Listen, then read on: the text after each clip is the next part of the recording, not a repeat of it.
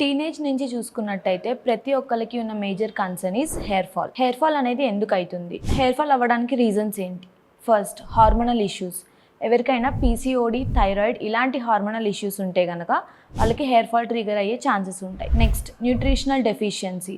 మీరు తీసుకునే ఆహారంలో తగిన పోషకాలు లేకపోతే కనుక మీకు హెయిర్ ఫాల్ అయ్యే ఛాన్సెస్ ఉంటాయి. Emotional factors. ఏమైనా ఎమోషనల్ ఫ్యాక్టర్స్, స్ట్రెస్ కానీ, యాంగ్జైటీ, టెన్షన్ ఇలాంటి ఎమోషనల్ ఫ్యాక్టర్స్ కనుక మీకు ఉన్నట్టయితే వాటికి హెయిర్ ఫాల్ అనేది ట్రిగర్ అవ్వడం జరుగుతుంది. ఇంకొక మెయిన్ రీజన్ ఏంటి అంటే పూర్ హెయిర్ హ్యాబిట్స్. హెయిర్కి ప్రాపర్ కేర్ లేనప్పుడు, పొల్యూషన్లో ఎక్కువ ఉండడం, ప్రాపర్ ఆయిలింగ్ చేయకపోవడం, హెయిర్ వాష్ ఫ్రీక్వెంట్గా చేసుకోకపోవడం ఇలాంటివి కనుక డైలీ లైఫ్లో ఉన్నట్టయితే వాళ్ళకు కూడా హెయిర్ ఫాల్ అయ్యే ఛాన్సెస్ ఉంటాయి. Next, genetic factors. మన పేరెంట్స్కి కానీ వాళ్ళ పేరెంట్స్కి కానీ మన బ్లడ్ రిలేటెడ్ ఎవరికైనా హెయిర్ ఫాల్ ఇష్యూస్ ఉంటే మనకు కూడా అయ్యే ఛాన్సెస్ ఉంటాయి. ఎవరైతే ర్యాపిడ్గా వెయిట్ లాస్ అయి ఉంటారో అంటే చాలా తక్కువ టైంలో ఎక్కువ వెయిట్ లాస్ జరిగిన వాళ్ళకు కూడా హెయిర్ ఫాల్ అయ్యే ఛాన్సెస్ ఉంటాయి. అలాగే మనకి పాస్ట్లో dengue fever, typhoid, malaria, Covid ఇలాంటి ఫీవర్స్ వచ్చి లేకపోతే ఏమైనా మెడికేషన్స్ యూజ్ చేసిన తర్వాత హెయిర్ ఫాల్ అవ్వే ఛాన్సెస్ ఎక్కువగా ఉంటాయి. నెక్స్ట్, మన స్కాల్ప్ హెల్త్ అనేది మనకు చాలా ఇంపార్టెంట్. మన స్కాల్ప్లో కనుక fungal infections, eczema, psoriasis, dandruff issues ఇలాంటి ఇష్యూస్ ఉన్న వాళ్ళకు కూడా హెయిర్ ఫాల్ అయ్యే ఛాన్సెస్ ఎక్కువగా ఉంటాయి.